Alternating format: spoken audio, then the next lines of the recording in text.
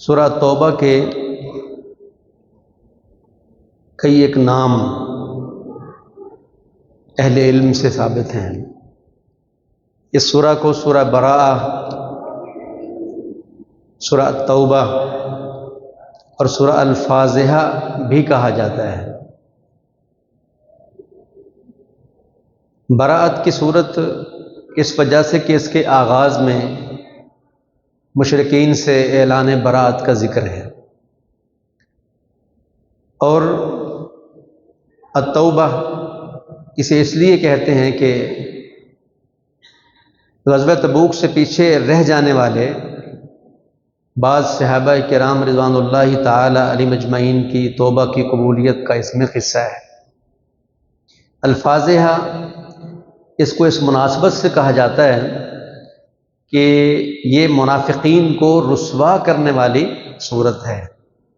کہ ان کے احوال، ان کا انکشاف اس میں کیا گیا ہے۔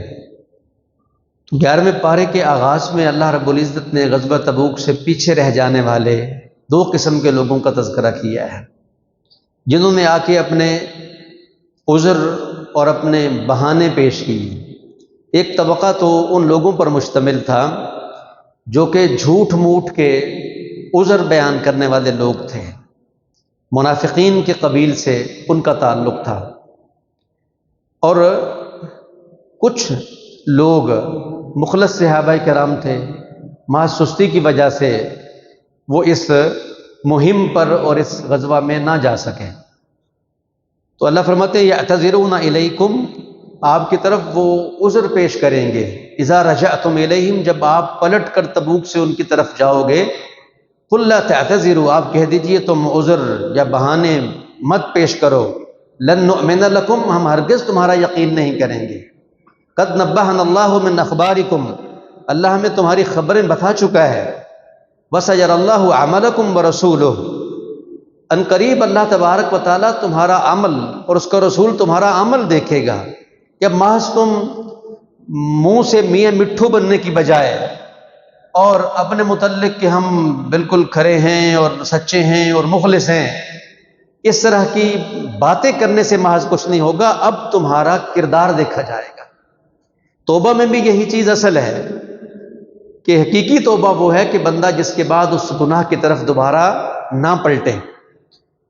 ثُمَّ تُرَدُّونَ إِلَىٰ عَالِمِ الْغَيْبِ وَالشَّهَادَةِ، پھر تمہیں اس ہستی کی طرف لوٹایا جائے گا جو حاضر و غیب کو جاننے والی ہے، اور پھر وہ تمہیں تمہارے اعمال کی خبر دے گا جو کچھ تم کیا کرتے تھے۔ پھر یہاں اللہ رب العزت نے جب پیارے پیغمبر محمد کریم علیہ الصلاۃ والسلام دور کے اس سفر یعنی تبوک کی مہم پر گئے، تو پیچھے سے منافقین نے مدینہ میں موقع پا کر مسجد زرار بنائی۔ ان کی سوچ یہ تھی کہ اب تو رسول اللہ صلی اللہ علیہ وآلہ وسلم اور آپ کے صحابہ واپس نہیں پلٹنے لگے، رومیوں کے خلاف ان کی جنگ ہے، لہذا ان میں سے کوئی بھی بچ کے واپس نہیں آئے گا، تو اب میدان ہمارے لیے صاف ہے۔ تو انہوں نے مسجد بنائی۔ قرآن مجید اس مسجد کو مسجد زرار کے نام سے ذکر کرتا ہے، والذین اتخذوا مسجدا ضرارا وکفرا وتفریقا بین المؤمنین وارصادا لمن حارب اللہ ورسولہ ولیحلفن ان اردنا الا الحسنى واللہ یشہد انہم لکاذبون۔ اور میں وہ لوگ جنہوں نے مسجد بنائی ضرارا، وہ مسجد کے جو ضرر کا باعث تھی، نقصان پہنچانے کے لیے، مسلمانوں کو نقصان پہنچانے کے لیے،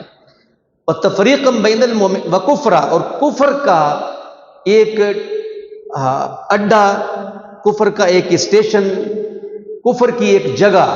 کے طور پر اس جگہ کو استعمال کرنے کے لیے، وَإِرْصَادًا لِمَنْ حَارَبَ اللَّهَ وَرَسُولَهُ، اللہ اور اس کے رسول سے جو جنگ کرنے والے تھے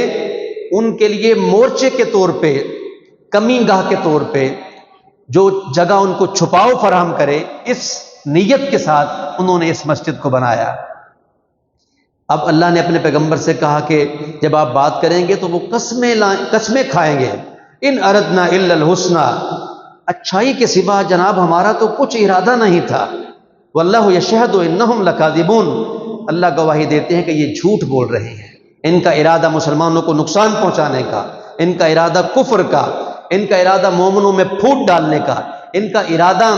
اسلام اور مسلمانوں کے دشمنوں کو اس جگہ میں پناہ دینے کا، مسجد کے نام پر ایک کمی گاہ اور چھپاؤ اور چھپنے کا ایک اسٹیشن، ایک جگہ بنانا ان کا یہ مقصد تھا۔ اب یہ جو کہہ رہے ہیں کہ ہمارا ارادہ اچھا تھا، انہم لکاذبون، یہ جھوٹ بول رہے ہیں۔ پھر اللہ رب العزت نے ان مخلص صحابہ کرام رضوان اللہ تعالی علیہم اجمعین کی توبہ کا قصہ ذکر کیا ہے، جو محض سستی کی وجہ سے اس مہم پر نہیں جا سکے۔ تو ان میں سے کعب بن مالک رضی اللہ تعالی عنہ،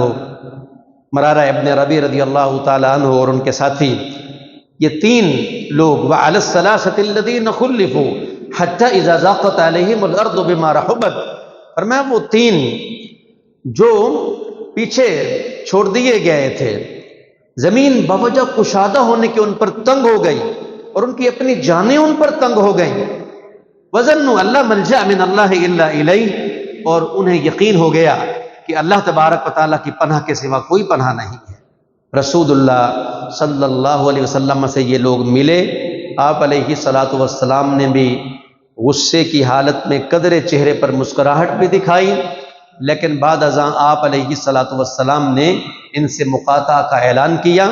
جو 50 دن تک تقریباً جاری رہا، اور پھر ان مخلص صحابہ کرام کی توبہ قبول ہوئی۔ اور مگر یہ دن ان کے ایسے گزرے کہ مسلمانوں سے بائیکاٹ ہے، نبی صلی اللہ علیہ وآلہ وسلم ناراض ہیں، تو اللہ کہتے ہیں وَضَاقَتْ عَلَيْهِمُ الْأَرْضُ بِمَا رَحُبَتْ، زمین بوجہ کشادہ ہونے کے ان پر تنگ ہو گئی۔ القصہ، ان لوگوں کی توبہ اللہ رب العزت نے قبول فرمائی۔